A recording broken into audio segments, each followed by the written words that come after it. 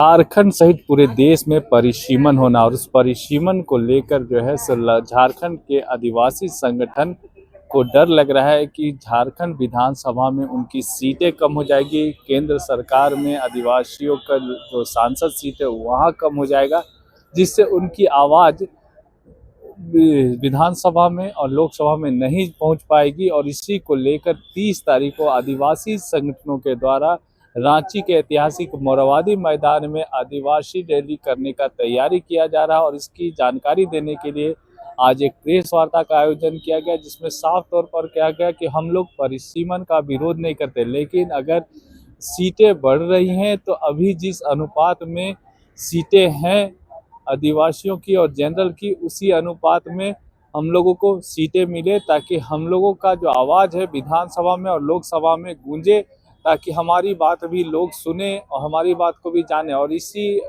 Rally की जानकारी दी गई कि किस तरह से रैली होगा। झारखंड के प्रत्येक गांव से लोग यहां पर इकट्ठा होंगे और चर्चा करेंगे कि किस तरह से परिसीमन का हम लोग को सहयोग करना है या विरोध करना है, क्या इसकी रूपरेखा होगी और कैसे रैली के माध्यम से केंद्र सरकार को ये बताया जाएगा कि परिसीमन करने के जो निर्णय केंद्र सरकार लेने वाली है उसको इस जनसंख्या के आधार के नहीं बल्कि भौगोलिक आधार पर लिया। कुछ कहा गया, आइए आपको सुनाते हैं। जैसा कि आगामी 30 अगस्त को मोरहाबादी मैदान में आदिवासी एकता महाजुटान महारैली का आयोजन किया गया है और उसी के संदर्भ में राज्य के विभिन्न जिलों में तैयारी चल रही है। और उसी संदर्भ में बात करने के लिए हम लोग यहाँ आए हैं। हमारे साथ है केंद्रीय सरना समिति के अजय तिर्की, लेरसन डुंगनू जी हैं, बगल में राजेश लिंडा जी हैं, मुन्ना मिंग है, अशोक लोहरा हैं, कृष्णा लोहरा, मधु जी हैं। तो आज हम यहाँ इस बात को बोलने के लिए हैं कि हम लोग का एक चरण की जो तैयारी का संपर्क का सब हो गया है और दूसरे चरण की अभी दिन भी नहीं है। आज 20 तारीख है, सिर्फ 9 दिन बचा है। तो इस संदर्भ में झारखंड के चाहे कोल्हान हो, चाहे उत्तर छोटानागपुर हो, दक्षिण छोटानागपुर हो, तमाम प्रमंडल के जिलों में तैयारी चल रही है। जैसे छोटे छोटे सभाओं के जरिए, मीटिंग के जरिए, जनसंपर्क के जरिए तैयारी चल रहा है। और हम लोग बताने की कोशिश कर रहे हैं कि परिसीमन की आड़ में आदिवासियों की आरक्षित सीट जो घटाने की साजिश हो रही है, इसी के खिलाफ ये महारैली आयोजित है।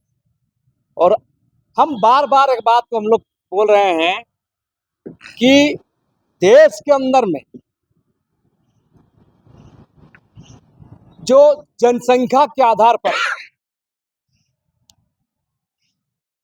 परिसीमन किया जाएगा तो आदिवासियों के साथ अन्याय होगा, संवैधानिक प्रावधानों के साथ भी अन्याय। क्योंकि हम बताना चाहेंगे कि झारखंड का 24 जिला में 13 जिला संपूर्ण शेड्यूल इलाका है, 2 जिला आंशिक है और 2 जमीन कानून है पूरे झारखंड राज्य में, एक CNT एक्ट, दूसरी SPT एक्ट। तो दोनों जमीन कानून के रहते हुए, 5वीं अनुसूची के रहते हुए, शेड्यूल एरिया के रहते हुए बड़े पैमाने पर संवैधानिक प्रावधानों का उल्लंघन करके यहाँ आबादी बसी और ये शेड्यूल इलाका का जो नियम कानून है, जो प्रावधान है, उसको धज्जी उड़ाया गया। चाहे विकास योजनाओं के नाम पर, रेलवे के नाम पर, डैम के नाम पर, कल कारखाना के नाम पर, सरकारी संस्थानों के नाम पर हमारा लोगों को विस्थापन प्लान के लिए मजबूर कर दिया गया है। वहीं बाहरी आबादी बस गया है। देश के अंदर में कहीं भी बसना दिक्कत की बात नहीं है, परेशानी नहीं, ना हम लोग का आपत्ति है। आपत्ति इस बात का है जो संविधान में 5वीं अनुसूची चिन्हित किया गया है, शेड्यूल एरिया चिन्हित किया गया, आर्टिकल 244 चिन्हित किया गया है, वहां पर ही उन तमाम संविधान प्रावधानों को उल्लंघन करके दूसरी बात, झारखंड में जो दो को जमीन कानून, इसका भी उल्लंघन करके फंसा है। और हमको अभी कहा जा रहा है कि आबादी के अनुरूप में जनसंख्या के आधार पर आपका सीट निर्धारण होगा।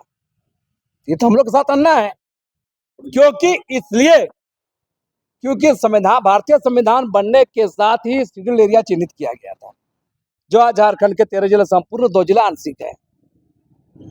संविधान बनने से पहले जमीन कानून है, CNT बना हुआ है। तो आप गौर कीजिए, शेड्यूल इलाका का कॉन्स्टिट्यूशन राज्यपाल होता है, तो आज तक किसी भी राज्यपाल ने इसको पाचन सूची का उल्लंघन हो रहा है उस पर कोई कार्रवाई नहीं की, न कोई राष्ट्रपति किया है, न कोई केंद्र सरकार किया है। तो करेगा सरकार, सरे करेगा सिस्टम, और झेलेंगे हम लोग।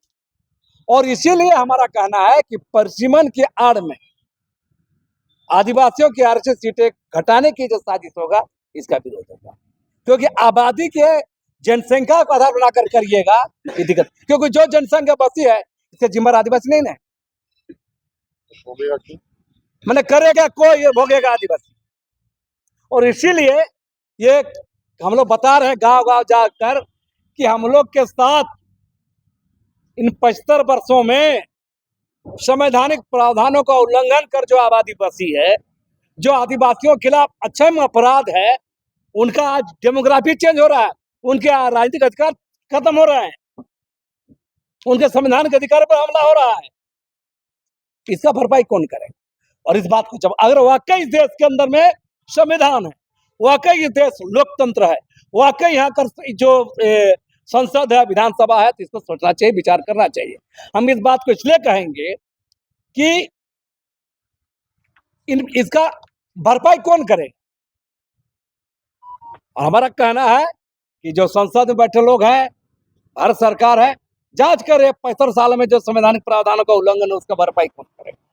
हमारा विरोध परिसीमन को लेकर नहीं है, हमारा विरोध है परिसीमन की आड़ में शेड्यूल एरिया की आरक्षित सीटों को घटाया जा रहा है। आपको पता होना चाहिए कि ये 13 जिला जो संपूर्ण शेड्यूल इलाका है, आप गौर कीजिए कितना सीटें जनरल कर दिया गया। तो आप शेड्यूल इलाका बना के क्यों रखे हैं भाई? और ये किसी सरकार का, कांग्रेस सरकार हो, भाजपा सरकार हो, गठबंधन सरकार, किसी भी सरकार का अनुदान पे नहीं है। ये शेड्यूल एरिया का चिन्हितीकरण भारतीय संविधान में नहीं है, और उसका वायलेशन हुआ है, इसका जवाब कौन देगा। और इसी संदर्भ में हम लोग ये महारैली का आयोजन कर रहे हैं। और अभी जो दूसरा चरण हम लोग आज से शुरू हो रहा है, जिसे माइकिंग है, पर्चा पोस्टर वितरण है ना, फिर सभा है, और रांची, खासकर रांची शहर, रांची ग्रामीण और रांची जिला के आसपास के जिलों में व्यापक अभियान चलाया जाएगा। और हम लोग अपील कर रहे हैं तमाम संगठनों को, आदिवासी संगठन को, कि ये किसी नेता की लड़ाई नहीं है। बहुत लोग तर्क देते हैं कि नेताओं की लड़ाई है। सवाल, आज हम नेता हैं, कल मेरा बेटा बने, कल किसका बेटा बनेगा नेता, कौन कहा जा सकता है। तो हमारा कहना ये आदिवासियों के राजनीतिक अधिकारों पर, उसकी हकमारी करो, उस पर डाका डालने का ये खेल परिसीमन के आड़ में चल रहा है। हम लोग परिसीमन की प्रक्रिया का विरोध कर रहे हैं। उसका मूल कारण यह है कि झारखंड में देखेंगे तो यहाँ राज्य के अनुसूचित क्षेत्रों का निर्माण जनसंख्या के आधार पर नहीं हुआ है, बल्कि उसके ऐतिहासिक कारण रहे हैं। हमारे पुरखों ने ब्रिटिश हुकूमत को स्वीकार नहीं किया। हमारे पुरखों ने हजारों की संख्या में बलिदान दिया, और वो अपने पारंपरिक स्वशासन व्यवस्था के तहत पूरे समुदाय को संचालित करते रहे। और इसी वजह से 1874 में शेड्यूल डिस्ट्रिक्ट एक्ट बना, और छोटानागपुर और संताल परगना को अनुसूचित क्षेत्र, अनुसूचित जिला घोषित किया गया। और वहीं से शुरू होकर निरंतर जो है गवर्नमेंट ऑफ इंडिया एक्ट 1935 आया, फिर संविधान की 5वीं अनुसूची बनी। और 5वीं अनुसूची का पैरा 6 भी देखिए तो वहाँ भी कहीं से भी जनसंख्या उसका आधार नहीं है। लेकिन भारत का संविधान लागू होने के बाद से विगत 75 वर्षों से निरंतर अनुसूचित क्षेत्रों में लोकसभा, विधानसभा और स्थानीय निकाय में प्रतिनिधित्व जनसंख्या के आधार पर दिया जा रहा है या हम आदिवासियों के साथ घोर अन्याय किया जा रहा है। जिस क्षेत्र का निर्माण जनसंख्या के आधार पर नहीं हुआ है। दूसरी बात, यहाँ विकास के नाम पर बड़े बड़े उद्योग लगे, डैम बनाया गया, खदान खोले गए, बाहरी जनसंख्या बाढ़ की तरह आ गई, आदिवासी विस्थापित हुए, पलायन हुआ आदिवासियों का, और अभी कह रहे हैं कि अब आपकी जनसंख्या कम हो गई इसलिए आपका कुर्सी भी हम कम करेंगे। तो इसीलिए विरोध हो रहा है कि ये परिसीमन जो है हम आदिवासियों के लिए राजनीतिक विस्थापन है। पहले हम लोगों को जल जंगल जमीन से, पहाड़ से, नदी झरना सबसे विस्थापित किए। अब हमारा यहाँ 28 कुर्सी बच गया विधानसभा में, उससे भी कह रहे हैं कि विस्थापित करेंगे। इससे नहीं चलेगा। मैं एक आंकड़ा आपको दे देता हूँ। यदि हम झारखंड के अनुसूचित क्षेत्रों की बात करें तो यहाँ विधानसभा का 43 सीट है अभी। तो आप समझ लीजिए सारे के सारे 43 सीट आरक्षित होते तो आदिवासी लोग खुद भी जो है कि बहुमत में होते। लोकसभा का सीट देखेंगे तो अनुसूचित क्षेत्र में 7 लोकसभा सीट है, उसमें से 2 को जनरल कर दिया और 5 हमारे लिए रखा। आप खुद सोच लीजिए, रांची HEC बना, बाहर के लोग आके यहाँ पे भर गए। रांची लोकसभा को जनरल कर दिया, हटिया को रांची को जनरल कर दिया और कांके को SC को दे दिया। उसी तरह जमशेदपुर 24 आदिवासी गांव को कब्जा करके टाटा बैठा। 100 साल के बाद आदिवासी 95% से 5 में आ गए। अभी की राजनीतिक स्थिति देखिए, लोकसभा जनरल, दोनों विधानसभा जनरल, एक से छत्तीसगढ़ का माननीय रघुवर दास जी चुनाव जीत के मुख्यमंत्री बना झारखंड का, और दूसरा सीट से बन्ना गुप्ता बिहार का आदमी चुनाव जीत के यहाँ पर मंत्री बना। तो हम लोग कहाँ जाएंगे? तो इस तरह का जो निरंतर अन्याय किया जा रहा है हमारे ऊपर, इसीलिए आप हम लोग कह रहे हैं 75 साल तक आपने अन्याय किया, आप आगे नहीं होगा। नहीं तो इसी तरह जनसंख्या के आधार पर लोकसभा, विधानसभा और स्थानीय निकाय का प्रतिनिधित्व लगातार जो है कि निर्धारित किया गया तो आने वाले समय में हमारे पास कुछ भी नहीं रहेगा। और इसका एक जजमेंट मैं आपको बताता हूँ। जब पेशा कानून को माननीय झारखंड हाईकोर्ट ने असंवैधानिक बताया वही जनसंख्या के आधार पर, और यह मामला जब सुप्रीम कोर्ट गया, Rakesh Kumar versus union of India में सुप्रीम कोर्ट ने स्पष्ट कहा कि जनसंख्या जो है आदिवासियों का इसलिए कम हो गया क्योंकि बाहरी जनसंख्या यहाँ पे आके भर गई। तो जनसंख्या के आधार पर निर्धारित नहीं हो सकता है। तो सुप्रीम कोर्ट ने स्पष्ट कहा कि हमें नहीं भूलना चाहिए कि अनुसूचित क्षेत्र ऐतिहासिक रूप से आदिवासियों के हैं। तो इसी ऐतिहासिक पृष्ठभूमि को रखते हुए हमारा केंद्र सरकार से स्पष्ट मांग है कि यदि आप 2027 में जनगणना होती है और उसके आधार पर आप परिसीमन करते हैं तो इसका हम लोग पुरजोर विरोध करेंगे।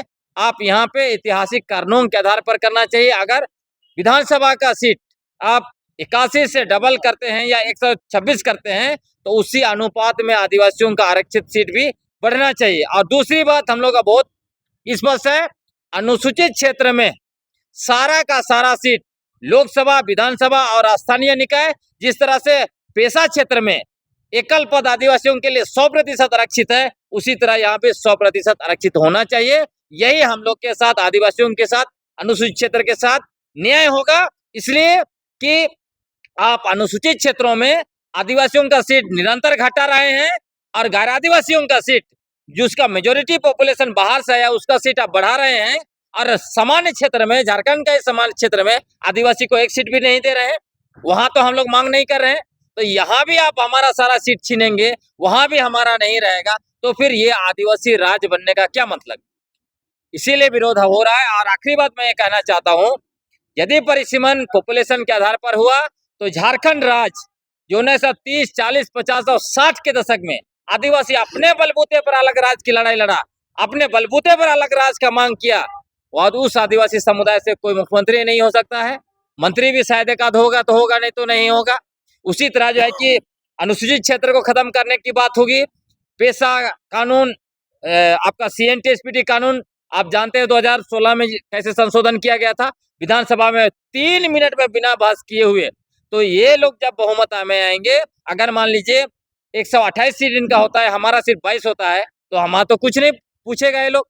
तो झारखंड से पूरी राजनीति खत्म हो जाएगी आदिवासी की। और न सिर्फ झारखंड से, पूरे देश के आदिवासी झारखंड की ओर देखते हैं, क्योंकि झारखंड के आदिवासी हमारे पुरखे 180 साल तक ब्रिटिश हुकूमत के खिलाफ लड़ाई लड़ा, शहादत दिया। और अगर पूरी चीजों को देखेंगे ब्रिटिश हुकूमत से लेकर अब तक, तो हमारे आदिवासियों का 250 साल का संघर्ष और बलिदान का इतिहास है। इस इतिहास को मिटाने की ये षड्यंत्र की जा रही है। और इस परिसीमन करके बीजेपी असल में झारखंड की सत्ता को कब्जा करना चाहते हैं और आदिवासियों का अस्तित्व को मिटाना चाहते हैं। इसके खिलाफ हम लोग आदिवासी एकजुट हो रहे हैं और इसीलिए उलगुलान महारैली हो रहा है। और पूरे झारखंड के आदिवासियों को, सारे संगठनों को हम लोग आमंत्रित कर रहे हैं। आप देखिएगा 30 अगस्त को रांची में और ऐतिहासिक मोरहाबादी मैदान में आदिवासियों का जलजला होगा। कोई क्वेश्चन है तो कर सकते हैं। कहाँ से इसमें जुटेंगे आदिवासी समाज के लोग? देखिए 30 अगस्त 2026 को मोरहाबादी के ऐतिहासिक मैदान में महारैली का आयोजन किया जा रहा है। इस आयोजन को लेकर के 24 जिला से लोग भारी संख्या में हुंकार भरकर लोग पहुंच रहे हैं। अपने पारंपरिक वेशभूषा के साथ साथ पारंपरिक ढाक नगाड़ा के साथ पहुंच रहे हैं। क्योंकि ये लड़ाई हमारा अस्तित्व का है, खासकर आदिवासी का अस्तित्व का लड़ाई है। और ये अस्तित्व को बचाना हम सभी का कर्तव्य बनता है। और कर्तव्य इसलिए बनता है कि आज मान के चलिए कि परिसीमन के नाम पर हम आदिवासियों को अगर सीट घटाया जाएगा, चाहे वो लोकसभा हो या विधानसभा हो, अगर इस पर सीट घटाई जाती है तो हमारी आवाज को, हमारी मांग को, हमारी समस्या को बताने वाला लोकसभा और विधानसभा में जब लोग नहीं रहेंगे तो आपके अधिकारों का हनन निश्चित रूप से होगा। मैं इसलिए ऐसा कह रहा हूं क्योंकि अगर आपके विधायक या सांसद आपके समाज के लोग नहीं रहेंगे आपके लोकसभा और विधानसभा में, तो आपके हक और अधिकार को, बातों को लोग नहीं रख पाएंगे। इसलिए मैं निश्चित रूप से कहना चाहता हूं कि ये लड़ाई किसी पार्टी का नहीं है, किसी व्यक्ति विशेष का नहीं है, ये लड़ाई पूरे के पूरे आदिवासी समाज का है। इसलिए मैं कहना चाहता हूं कि 24 जिला से भारी संख्या में लोग ऐसे मोरहाबादी के ऐतिहासिक मैदान में लोग जुटेंगे और उस दिन हुंकार भरेंगे कि अगर केंद्र सरकार इस पर हस्तक्षेप नहीं करती है, अगर हमारे अधिकारों को, बातों को नहीं रखती है और हमारा कटौती करेगी अगर सीटों में, इसका परिणाम केंद्र की सरकार, खासकर बीजेपी की सरकार को भुगतना पड़ेगा। क्योंकि मैं इसलिए ऐसा कह रहा हूं कि ये एक बीजेपी की सरकार ऐसी सरकार है जो कभी भी आदिवासी हित का बात नहीं करती है, ना काम करती है, सिर्फ और सिर्फ दिखावा करती है। अभी आपने देखा होगा, चाहे विश्व आदिवासी की बात करें, चाहे और भी किसी प्रकार कोई आयोजन होता है, तो किसी भी प्रकार कोई बीजेपी नेताओं का, चाहे वो राष्ट्रपति हो, चाहे कोई बड़ा बीजेपी के नेता हो, चाहे वो आदिवासी भी क्यों ना खुद हो, कभी भी आदिवासी को ऐड, चाहे प्रचार या बैनर पोस्टर नहीं लगाता है। इसे साफ प्रतीत होता है कि आदिवासियों के हित में इन लोगों का प्यार मोहब्बत नहीं है, ना इसका हक अधिकार की उन लोगों को चिंता है। सिर्फ और सिर्फ वो लोग अपनी सीट की चिंता करते हैं, कैसे मुझे जगह मिले और कैसे मैं सत्ता तक पहुंचूं, सिर्फ उतना ही चिंता रहता है। आदिवासी समाज का चिंता खासकर बीजेपी को नहीं है। इसी को हम लोग आईना दिखाने के लिए 30 अगस्त को हम लोग ऐतिहासिक मोरहाबादी मैदान में महारैली करने वाले हैं।